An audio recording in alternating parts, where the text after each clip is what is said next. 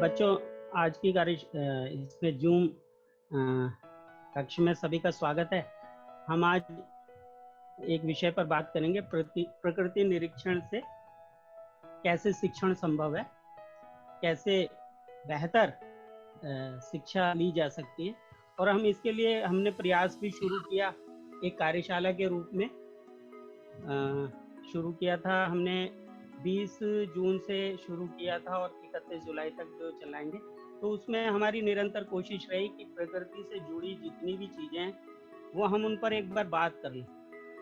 तो उससे जुड़ी हुई जितनी भी चीज़ें हैं, योग से शुरू किया था हमने, योग दिवस मनाया था। फिर उसके बाद कविताओं रस पर चर्चा करी और फिर कहानियों पर चर्चा करी, गिजू भाई की कहानियों पर। फिर आज हम जितनी भी हमने चीज़ें की हैं उन पर एक बार नज़र भी दौड़ाएंगे पीछे कि हमने क्या किया, उसमें हमने क्या सीखा, हमने क्या किन किन चीज़ों पर बात की। तो प्रकृति निरीक्षण से कैसे चीज़ें संभव हो जाती हैं, सीखते हम कैसे हैं। तो सिलसिलेवार बात करने के लिए हम एक पीपीटी के जरिए पॉइंट कोई छूटे ना, इसलिए एक सुविधा है तो उसका हम उपयोग कर लेते हैं। तो बच्चे इस बीच फोटोग्राफी के जरिए भी काफ़ी सुंदर तस्वीरें भेजते रहे। तो मकसद यही था कि बच्चे प्रकृति के उन नज़ारों को देखें जो बंद कमरे में छूट जाती हैं या हमारी व्यस्तता के कारण हमसे छूट जाती हैं, रह जाती हैं। क्योंकि हमारी अलग तरह की शिक्षा और अलग तरह की व्यस्तता हो गई है, प्रकृति से दूरी बढ़ती जा रही है, ये हम सब जानते हैं। तो इस मौके का फायदा उठाने के लिए भी ये कार्यशाला थी कि प्रकृति से जुड़कर हम एक बार फिर से चीजें सोच पाएं, देख पाएं कि प्रकृति कितनी सिखाती है हमें। तो प्रकृति निरीक्षण से उत्तम शिक्षण कैसे संभव है, तो इस दृष्टि से ये पीपीटी है, इसमें पॉइंट वार हम चर्चा करेंगे। दिमाग में अपने बिठाते रहिएगा कि किस पर हम बात कर सकते हैं। तो जिस तरह से दूसरे विषय हम लगातार सीखते हैं पाठशालाओं में जाकर, गुरु के पास जाकर, तो उतना ही महत्वपूर्ण ये विषय भी है कि प्रकृति निरीक्षण भी महत्वपूर्ण है उतना ही। और वो कैसे है, तो भाषा विषय की जानकारी हमारी अभिव्यक्ति को निखारती है। हम ये जानते हैं कि भाषा अगर हमें आ जाती है तो हमारा जो व्यक्त करने का तरीका है वो बेहतर हो जाता है। जितनी अच्छी भाषा आ जाती है, अगर 2 आ जाती है तो और बेहतर हो जाता है, ज़्यादा बढ़ जाती है तो और बेहतर हो जाता है, हमारा दायरा फैल जाता है, कम्युनिकेशन का, संप्रेषण का फैल जाता है। तो जिस तरह से भाषा है, कला विषय की जानकारी हमारे सौंदर्य बोध को दर्शाती है कि हम चीज़ों को कैसे देखते हैं। कैसी भी चित्रकला है या शिल्प कला है, जो भी विज्ञान की समझ हमारी सोच को तार्किक कर देती है, ये हम जानते हैं। तभी इन विषयों को हम सीखने के प्रति लालायित रहते हैं या कोशिश करते हैं। इन सभी को सश्रम सीखना पड़ता है, मेहनत करनी पड़ती है भरपूर, ये हम सभी जानते हैं। चाहे वो भाषा हो, कला हो, विज्ञान हो, तो इसमें रात दिन एक करना पड़ता है, सीखना पड़ता है। गुरु के पास, गुरु से बार बार सवाल करने पड़ते हैं, जवाबों के द्वारा वो जानकारी लेनी पड़ती है। फिर पेड़ पौधे, पशु पक्षी, खेत, नदी, पहाड़ को निहारने मात्र से शिक्षण कैसे संभव है, ये देखते हैं कि प्रकृति निरीक्षण से बेहतर शिक्षा कोई नहीं है या बेहतर शिक्षा मिल सकती है, तो देखने मात्र से कैसे संभव है, हम इस पर बात करेंगे। सवाल भी करते हैं, आखिर में करते हैं। ये निहारना क्या है, हम अगर निहार रहे हैं तो हमारे पास दृष्टि क्या है, आइए जानते हैं कि ये दृष्टि है क्या, प्रकृति निरीक्षण मतलब क्या। हम बहुत सारी चीज़ों को सरसरी तौर पर देखते हैं, एक बार में देख लिया, हाँ ये लोग मौजूद हैं, है ना, ये चीज़ें हैं हमारे आसपास, तो ये अच्छी हैं सभी, ये पहले से दिमाग में तय है, ये अच्छी हैं। जिनके बारे में हमने सुन लिया, पढ़ लिया, बता दिया गया, उसके बारे में वैसे एक आग्रह लिए बैठे, शेर है, जानवर है, जंगली है, मार देगा, तो ये एक सरसरी तौर पर देख लिया, जंगल है, शेर होगा, खूंखार होगा, उसे डरना चाहिए। टकटकी लगाकर भी देखते हैं, घूर कर देखते हैं कि जब चीज समझ में नहीं आती तो उस पर ध्यान केंद्रित करते हैं, अरे ये क्या, ये नई चीज कौन सी, तो टकटकी लगाकर देखते हैं हम चीजों को जब कोई नई चीज दिखाई देती है। रोज दिखाई देने वाली चीजों पर टकटकी मुश्किल से लगाई जाती है। दृष्टा से देखना कि हम ऊपर बैठकर ऑब्जर्वर की तरह ऑब्जर्व कर रहे हैं केवल चीजों को, क्या चीजें हो रही हैं, कैसी हलचल हो रही है। इन तीनों में, ये तीन तरह की चीजों में एक बात कॉमन रहती है कि शांत भाव से देखना होता है तीनों को, सरसरी टकटकी लगाकर या दृष्टा भाव से ऑब्जर्वर बनकर। जब हम हस्तक्षेप करने लगते हैं, हस्तक्षेप भाव से देखते हैं कि ऐसा कर देंगे तो कैसा होगा, थोड़ा डिस्टर्ब करके, है ना, छेड़ कर देखते हैं ये मधुमक्खी के छत्ते को क्या होता है, ये क्या। तो वो हस्तक्षेप भाव से देखने में जिज्ञासा वश या कौतूहल वश चाहे हानि पहुंचाना शुरू हो जाता है। तो मनुष्य की सभ्यता के चिन्ह जो हम मानते हैं, तो उसमें प्रकृति का क्या योगदान है, तो एक बार समझते हैं उसको। मनुष्य की सभ्यता के चिन्ह में ये जो निर्मित किए वो प्रकृति के चितेरों ने ही किए, प्रकृति के प्रेमी, प्रकृति को से प्रेम करने वालों ने ही सभ्यता के चिन्ह बनाए। जैसे हमारे पास सभ्यता का पहला पैमाना भाषा है, हमारे पास तो दूसरे तक पहुंचा पाते हैं। तो ये अभिव्यक्ति का सर्वोत्कृष्ट माध्यम है ना। तो भाषा में शब्दों की धातुओं का निर्माण भाषाविदों ने प्राकृतिक ध्वनियों से बताया है। तो एक तस्वीर भी दिख रही है आपको कि पत्ता पेड़ से गिर रहा है। तो भाषा विज्ञान में भाषाविद बताते हैं कि बहुत सारी ध्वनियां भाषा निर्माण के समय, ध्वनियां प्रकृति की ध्वनियों ने उन शब्दों को बनाया, धातुओं को बनाया, संस्कृत की धातुओं को। जैसे पत धातु, पत्ता पेड़ से गिरा तो जो ध्वनि हुई पत, तो वहां से पत धातु का निर्माण हुआ। तो उस धातु से बहुत सारे शब्दों का निर्माण हो गया, पत्र न, पत्तल, पतन, जो पतनशील, बहुत सारे शब्दों का निर्माण फिर धातु से बन गया। तो ये प्रकृति की एक देन है। तो प्रकृति, भाषा का जो विकास है वो प्रकृति से निकला, प्रकृति की ध्वनियों से भाषाविदों ने किया। भाषाविद बताते हैं भाषा निर्माण के समय प्रकृति का योगदान उसमें प्रमाणित करते हैं, प्रमाणित है इस तरह से। तो दूसरा, हमारे पास सभ्यता का एक चिन्ह लिपि है, हम लिख पाते हैं, अपनी चीज को संजो कर रख सकते हैं, ये कौशल है लिपि में। देवनागरी, खरोष्टी जो लिपियां, और भी तमाम लिपियां हैं। तो अब लिपि का कैसे निर्माण हुआ? लिपि पत्र पर लिखी जाती है, तो प्रकृति का योगदान आ जाता है। जब हम लिखने की बात करते हैं तो भोजपत्र हो, भुर्जपत्र हो, या दूसरे पत्र हो, पेड़ों की छाल हो। पत्र का मतलब एक जगह ये भी है कि वो पतला, शब्द भी पत से ही बना। तो जो पत्ते की तरह पतला हो, उस पर, जिस पर लिखा जा सके, वो पत्र कहलाता है। वो भुर्ज पत्र इसलिए कहलाता है कि वो पतला होता है पत्ते की तरह, वो, जबकि वो छाल है, पेड़ की छाल है।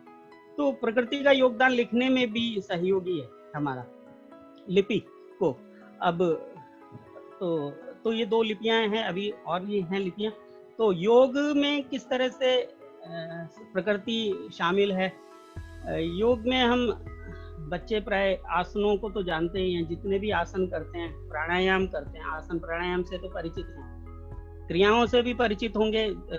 कुंजल क्रिया जो होती है वो हाथी जो काम करता है उससे बन गई।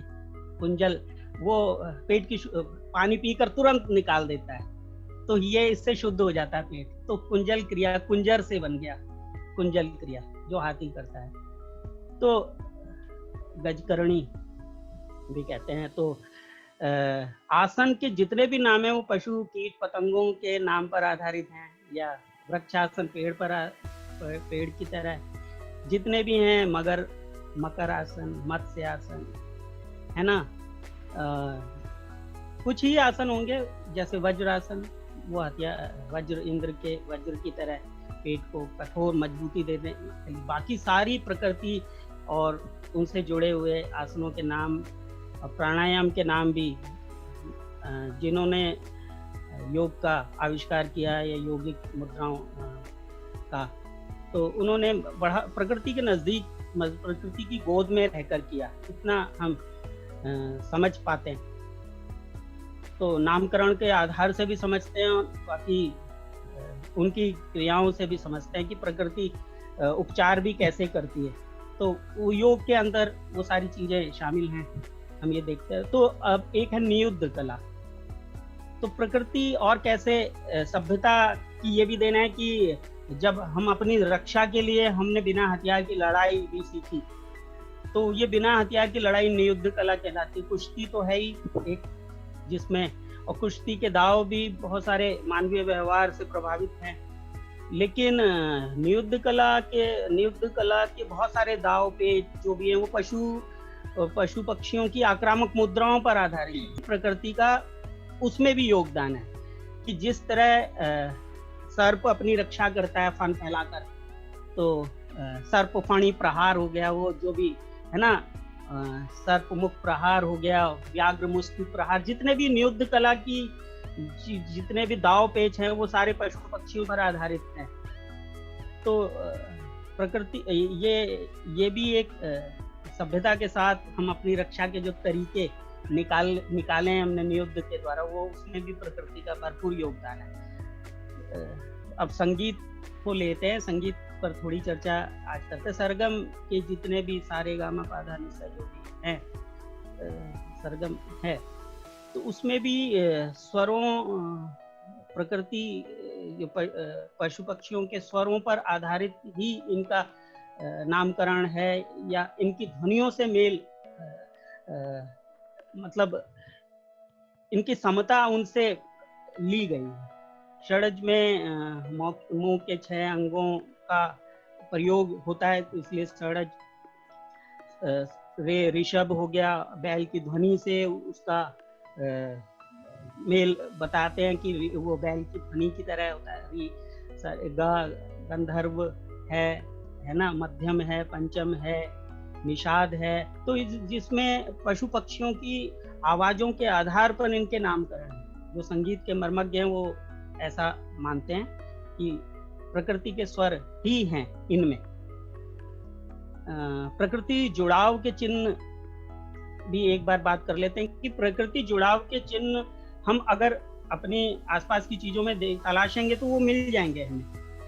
तो गुरुकुल परंपरा में भी पूरी दिनचर्या पर अगर विचार करते हैं तो ये पाएंगे कि गुरुकुल के जो छात्र हैं वो प्रकृति से अधिक नजदीक रहते हैं। दूसरा, मैंने ये बताया कि भाषा का सामाजिक व्यवहार भी सद्भावनापूर्ण लगता है अगर हम विचार करें। तो जैसे पुष्प चयन है, तो पुष्प को चुनने की बात करती है भाषा, ना कि तोड़ने की। जो गिर गए हैं उनको चुनने की। पुष्प चयन जो छूटने वाले हैं पौधों से या छूट गए हैं उनके चुनने की बात करती है। तो ये विचार अच्छा लगा तो मैंने आपसे साझा किया। तो और दूसरा, जहाँ भी हम अपने दूसरे कार्यकलापों में देखेंगे तो उसमें प्रकृति शामिल रहती है। मान सम्मान, पुरस्कार, तोरण द्वार, अलंकरण समारोह, यज्ञ पूजन आदि कार्यों में प्रकृति शामिल दिखती है। पिछली 100 वर्षों में शिक्षा क्षेत्र में जो प्रयोग हुए हैं उसमें प्रकृति शिक्षा पर अधिक बल दिया जा रहा है। परंपरागत शिक्षा से हटकर कुछ प्रयोग तो आज भी स्कूल में विशेष महत्व पा रहे हैं। तो हम गीजू भाई की शिक्षा प्रणाली पर विचार करें, उसके बाद बहुत सारी शिक्षा प्रणाली वैसी है, शिक्षा को लेने के जो तरीके हैं उन पर। तो इस दृष्टि से हमने मतलब स्वाभाविक और प्राकृतिक रूप से सीखने वाली शिक्षा पर आजकल बल दिया जा रहा है कि बच्चा बिना दबाव भय मुक्त शिक्षा प्राप्त करे तो और समझ के साथ करे, तो उस पर ज्यादा बल दिया जा रहा है। तो वो सब प्रकृति के नजदीक ले जाकर किया जा रहा है। इस तरह की बहुत सारी प्रैक्टिस चल रही है स्कूलों में और सफल भी हैं वो काफी चीजों को कर पाने में। चिकित्सा क्षेत्र में हम जब देखते हैं वैद्यकीय का, जड़ी बूटी विज्ञान भी अन्वेषण वृत्ति पर कायम है। खोजबीन कर कर, चाहे वो हम आदिवासी क्षेत्रों में जाएं तो वहाँ जो कुशल वैद्य हैं वो खोजबीन कर कर ऐसी जड़ी बूटियां लाते हैं कि रोग दूर कर देते हैं। प्रकृति से मतलब बिना निरीक्षण के, बिना अन्वेषण के ये सब संभव नहीं था। ये सब अनुभव जो प्रमाण है, 2 पर बात करूंगा बस। प्रकृति निरीक्षण के दो उदाहरण हमने कार्यशाला में भी चर्चा करी, इसकी प्रकृति कार्यशाला में। पहला घाघ और बड्डरी की कहावतें। अब ये दो उदाहरण मैंने इसलिए भी रखे कि एक ऐसा उदाहरण है जिसका लाभ, घाघ और बड्डरी की कहावतें, जिसका लाभ किताबी पढ़ाई से विलग लोगों ने लिया है, भरपूर लिया है। और इनका जो प्रकृति निरीक्षण था, अन्वेषण था, शोध कार्य था, तो इस आधार पर ये कृषि मौसम वैज्ञानिक भी थे कि ये बता देते थे कि आज के दिन अगर ये हुआ है तो अगले दिन क्या होगा।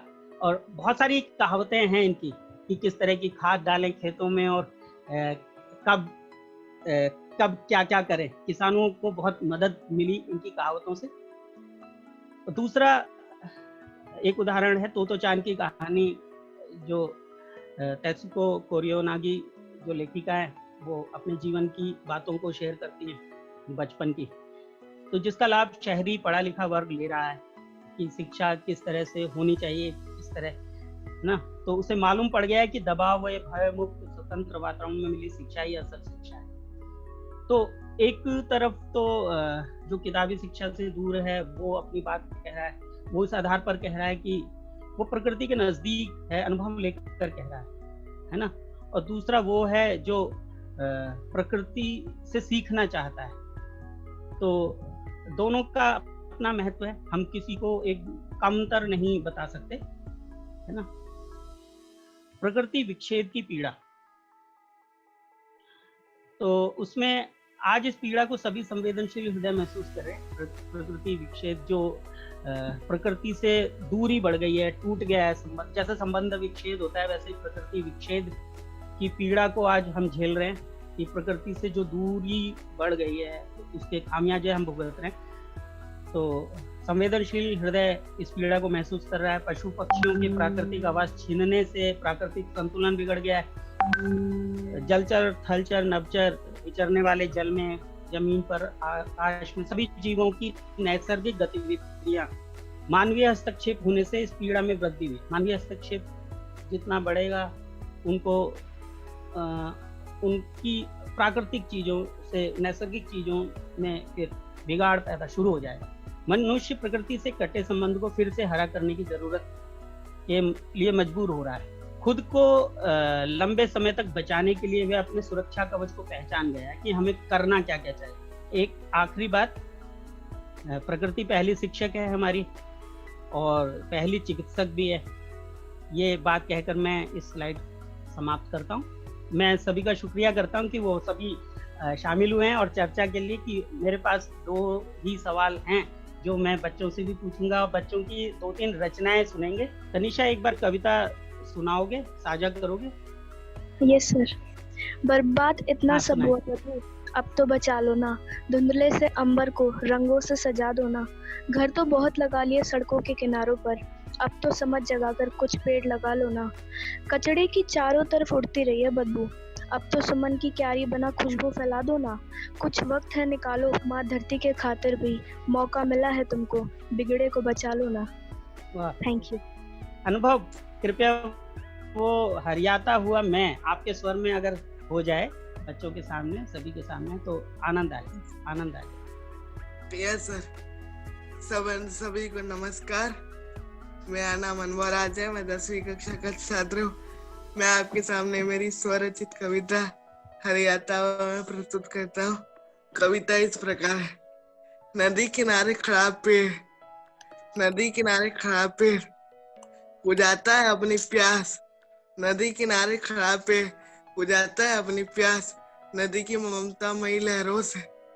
नदी किनारे खड़ा पेड़ बुझाता है अपनी प्यास, नदी की ममता मई लहरों से, बतियाता है उसकी कल कल ध्वनि से। नदी किनारे खड़ा पेड़ बुझाता है अपनी प्यास, नदी की ममता मई लहरों से, बतियाता है उसकी कल कल ध्वनि से, और लेता है नमी उसकी गीली मिट्टी से, और फैला देता है अपनी जड़ें धीरे धीरे उनमें, और फैला देता है धीरे धीरे अपनी जड़ें उनमें। आकाश पेड़ को हरा रखने, आकाश पेड़ को हरा रखने करता है अपने प्यार की वर्षा, तो कभी निकाल देता है सूरज ताकि पेड़ सहन कर सके संघर्ष की धूप को भी। आकाश पेड़ को हरकने निकाल दे आकाश, पेड़ को हरकने करता है अपने प्यार की वर्षा, तो कभी निकाल देता है सूरज, ताकि पेड़ सहन कर सके संघर्ष की धूप को भी, संघर्ष की धूप को भी। हवा हवा हवा जब पेड़ की डालियों को चूमती है, पत्तों से कानूनती है। हवा जब पेड़ की डालियों को चूम पत्तों से कान में फुसफुसाती हुई चिड़ियों संग गाना गाती है। हवा जब पेड़ की डालियों को चूम पत्तों से कानों में फुसफुसाती है, चिड़ियों संग गाती है संगीत, डालती है झूला। उस वृक्ष में धरती से मेरी माँ, आकाश से मेरे पिता, हवा से मेरी बहन। यही तो है मेरी दुनिया, जिससे हरियाता रहता हूँ मैं, जिससे हरियाता रहता हूँ मैं। धन्यवाद। तो प्रकृति निरीक्षण के साथ मतलब खुद को जोड़ लेना प्रकृति से, उन चीजों में खुद को देखना। तो निरीक्षण का सबसे पहला तो ये गुण है कि हम जो चीजें देख रहे हैं हम उससे खुद को रिलेट कर पा रहे हैं नहीं, जोड़ पा रहे हैं नहीं, हम अपनी चीजों को उसमें देख लेने का गुण। तो निरीक्षण का तो यही लाभ है, यही है। तो संवेदनशीलता तो इसे ही कहते हैं। ममता जी हमारे बीच में, तो उनका बहुत स्वागत है। तो एक सवाल है, हमारे समाज में कई तरह के लोग हैं, हमारे समाज में कई तरह के सोच वाले लोग हैं। जो लोग विद्यालय नहीं जा पाते वे समाज में रहकर सीखते हैं, जिनका समाज बहिष्कार कर देता है तो भी वो सीखते हैं। तो उन्हें सिखाता कौन है? तो ये देखना है कि बहुत सारे लोगों को स्कूली पढ़ाई नहीं मिलती, लेकिन वो समाज सिखाता है उनको। कोई ना कोई गुरु मिल ही जाता है या गुरु के पास वो पहुंच जाते हैं। अगर वो समाज के द्वारा बहिष्कृत हैं, है ना, कुछ करने नहीं दिया जाता, तो भी वो सीखते तो हैं। उन्हें सिखाता कौन है? तो इस बात को लेकर मैं ममता जी से चाहूंगा कि वो इस बात को बढ़ाएं और थोड़े विचार रखें इस पर कि उनको सिखाता कौन है आखिर, ऐसे वंचित लोगों को, ऐसे बहिष्कृत लोगों को। सर कहीं ना कहीं जैसे अभी हम प्रकृति पे बात कर रहे हैं, तो सबसे बड़ी प्रेरणा तो प्रकृति ही हमें देती है, और यही प्रकृति जो हमारे अंदर अगर है तो हमें भी आगे बढ़ने के लिए रास्ते निकालने की प्रेरणा देती है। और अगर मतलब मैं बात करूं, अगर मैंने पहाड़ों पे देखा है जो औरतें बिल्कुल कभी पढ़ी लिखी नहीं है या उन्होंने कभी स्कूल नहीं देखा, लेकिन अगर आप चले जाइए तो उनको वनस्पतियों की इतनी अच्छी जानकारी होगी और वो आपको बता देंगी कि कौन सी पहाड़ी पे जाइए तो आपको ये वनस्पति मिलेगी जो आप चोट में लगाएंगी तो फटाक से ठीक होगा, खांसी में पी लेंगी तो फटाक से ठीक होगा। हजारों तरह की, बूढ़ी से लेके, और मैंने 45 साल की उम्र की औरतों तक देखा है और 90 साल की उम्र की औरतों से भी बात की, तो वो उनको ऐसी ऐसी जड़ी बूटियों के नाम पता है जो हमें आपको नहीं पता। तो उन्होंने कहाँ से डॉक्टरी की, उनको किसने बताया? प्रकृति से उन्होंने बहुत कुछ सीखा। और बच्चे भी, इवन जैसे हमारे बच्चे आजकल, आपने एक शायद टास्क भी दिया था कुछ आपके उसमें, या मैंने कहीं देखा कि हमारे बच्चे दुकानों पे कार और ये वो खरीदते हैं। गांव में आप चले जाइए, बच्चे कुछ भी लकड़ी से और डब्बे से या कुछ भी बना के और वो बढ़िया टायर चला रहे हैं और घूम रहे हैं और खेल रहे हैं। तो और वो सीख भी रहे हैं कि ये नाच कैसे रहा, वो बैलेंस जो बनाना है टायर का वो उनको आ जाता है। अब वो हो सकता है कि साइंटिफिक लैंग्वेज ना यूज कर पाए और हमें ना बता पाए, लेकिन वो सीख रहे हैं। तो कहीं ना कहीं इन्वायरमेंट हमारा, जो हमारी संदर्भ है, हमारी जो स्थिति है, वो हमें प्रेरित करती है कि हम कुछ ना कुछ करें। सर मैंने सुबह जब आपने मैसेज दिया था तो मेरे पास मुझे ध्यान आया कि एक बुक है जिसका नाम है प्रकृति की प्रयोगशाला, और बहुत ही अच्छी किताब है जिसमें प्रकृति को लेके मतलब वैज्ञानिक तरीके से बहुत सारे एक्सपेरिमेंट्स दिए गए हैं जो बच्चे स्वयं कर सकते हैं। तो इसको हम अपने मंच पर जरूर साझा करें। जी बहुत बहुत शुक्रिया। तो एक बात तो तय है कि जिस चीज को हम लगातार करते रहते हैं तो वो हमारे जानकारी में बढ़ जाती है। तो एक और सवाल है जो देखते हैं कि एक हमारे उदाहरण है दत्तात्रेय का, जिनके 24 गुरु माने जाते हैं, जिन्होंने 24 प्रकृति की अलग अलग चीजों से ज्ञान अर्जित किया, 24 को गुरु माना, गुरु बनाया और शिक्षा पाई। तो उसमें केवल 3 ही ऐसे थे जिनको मनुष्य माना जा सकता है, बाकी सारे प्रकृति का हिस्सा रहे, जिसमें एक बालक को उन्होंने अपना गुरु बनाया, एक उन्होंने एक कुमारी कन्या जो अविवाहित थी उसको अपना गुरु बनाया, और तीसरा एक वैश्या को गुरु बनाया। और बाकी सारे चांद सूरज है ना, और कबूतर और इस तरह की चीजों को अपना गुरु बनाया। 5 तो हमारे वही तत्व हैं, पृथ्वी जल वायु अग्नि आकाश, सूरज पतंगा मछली, इस तरह की करीबन 24 चीजें थी जिनसे उन्होंने ज्ञान अर्जित किया। तो आज के समय में भी शायद इस तरह के लोग होंगे जो इस तरह से चीजें सीख रहे होंगे, जिनके पास स्कूल होने पर भी तो वो स्कूल से दूर होंगे, वो अलग तरह से सीखने में भरोसा करते होंगे। तो लेकिन क्या हम इस तरह से सीखने में भरोसा करते हैं, हम सीख पाते हैं, या हम किसी को इतना मान देने को तैयार हैं, सम्मान देने को कि ये हमें सिखाए? मतलब मैं आज एक तितली को या एक कॉकरोच को अपना गुरु बना सकता हूँ क्या? ये हम अपने अहम को छोड़कर आज क्या तैयार हो सकते हैं अपना गुरु का मान स्थान देने के लिए किसी को, एक कौवे को?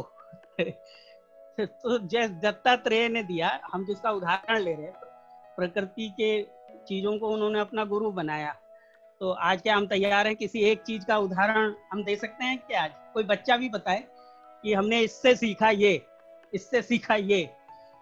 तो आज हम अपने अहंकार को छोड़ने को तैयार नहीं हो पाते, तो हम कैसे सीख पाएंगे प्रकृति की उन चीजों से? तो एक दिमाग में एक सवाल था कि बच्चे शायद बता पाए, बड़े मेरे जैसे तो खुद तैयार नहीं हो पाएंगे कि मैं किसी को गुरु बता दूं अपना कि मैंने फलाने डॉगी से सीखा, है ना। तो सारे कल से मेरा मजाक बनाना शुरू कर देंगे, तो इनके गुरु जी आ रहे हैं, है ना। तो वो एक चिंता, एक भय, एक शर्मिंदगी कौन उठाने को तैयार है? तो बच्चे कोई हाथ उठाकर बता सकते हैं कि मैंने इससे ये सीखा। सूरज प्रकृति की ऊंची ऊंची चीजों से तो सब बता देंगे कि मैंने हवा से ये सीखा, है ना। फूलों से नित हंसना सीखो, भौरों से नित गाना।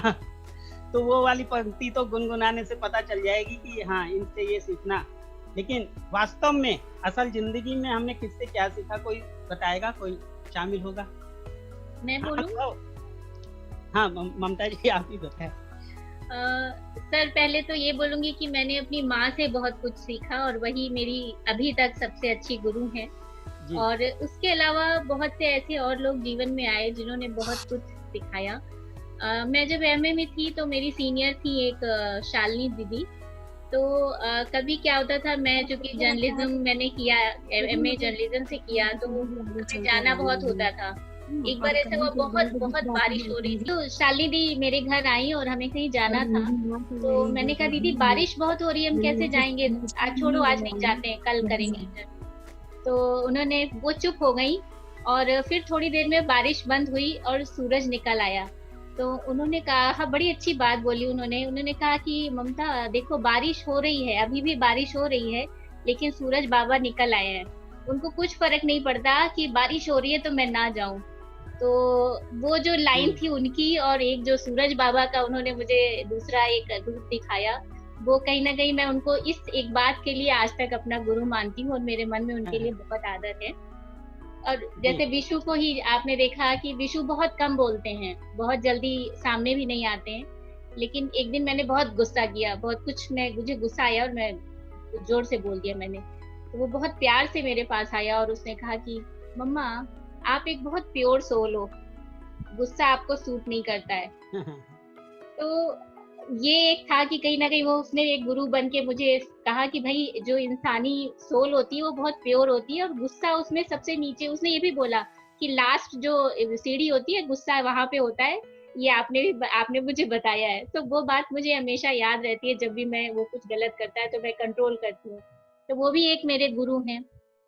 हाँ, ये तो है। हम अपने आसपास तो बहुत सारी ऐसी चीजें हैं कि बचपन में मुझे पेड़ वेड़, अब तो चूंकि यहाँ दिल्ली में जगह ही नहीं है कि हम पेड़ पौधे लगाए हैं, तो जी। बस पार्क में ही जाके देख पाते हैं। लेकिन घर में मेरे बचपन में बहुत लगाती थी, और एक चना डाल के, और मैं सोचती थी कब निकलेगा कब निकलेगा, रोज की वो जो मेहनत, और वो तो उससे कहीं ना कहीं ये भी है कि कुछ कुछ थोड़ा थोड़ा थोड़ा थोड़ा आप रोज करते रहिए कुछ, तो जी। एक दिन वो बड़ा हो जाएगा।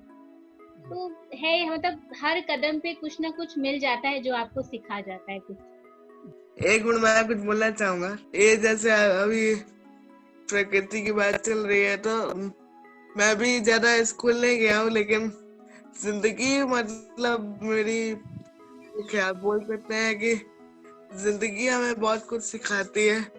जैसे कि मुझे घूमना फिरना बहुत पसंद है, पापा मुझे बाहर लेके जाते हैं, तो मैं नेचर की चीजें, प्रकृति की चीजें बहुत पसंद आती है। और जब हवा चलती है तो वो मुझे अंदर से प्रेरणा देती है कि इंसान को मतलब कभी रुकना नहीं चाहिए, उसको हमेशा आगे बढ़ने की कोशिश करनी चाहिए। तो ये मेरी सोच।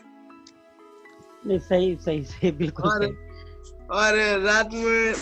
और रात में तारे जब जगमगाते हैं, तो मैं ये सोचता हूँ कि मुझे भी इन तारों की तरह जगमगाना चाहिए और जिंदगी में आगे कुछ करना चाहिए।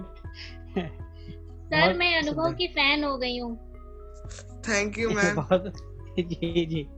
मुझे एक ध्यान आया, मेरे दिमाग में वो हमेशा छाया रहता है बच्चा बचपन का, जब एक्सरसाइज वगैरह करते थे, सीखते थे, तो एक बच्चा था जो चोट लगने के बावजूद, खून बहने के बावजूद भी फुटबॉल खेलता था।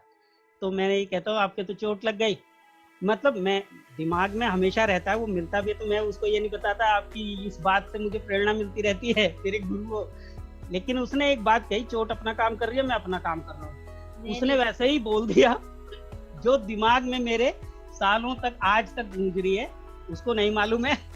लेकिन कई बार हमारे साथी या हम बच्चे जिनको हम सिखा रहे होते हैं, उनकी वो बातें एक मंत्र की तरह ऊर्जा देती रहती है जीवन भर। तो मैं इससे सुनकर आज तक आंखें खुली रखता हूँ कि चोट अपना काम कर रही है, मैं अपना। मैंने कहा चोट तो आप ही को लगी है, तो लेकिन उसका जो जुनून था फुटबॉल खेलने का, वो कम नहीं होता था। चाहे कितना रक्त खून बहे, अंगूठा टूट जाए, उंगलियां टूट जाए, लेकिन वो जुनून ही था। तो उससे, उस बात से मुझे प्रेरणा मिलती रहती है हमेशा। वो मैं आज साझा कर रहा हूँ क्योंकि मैं फंस गया था। मैंने कहा मैं भी तो अपना एक गुरु बताऊं, है ना, सब अपना अपना बता रहे हैं।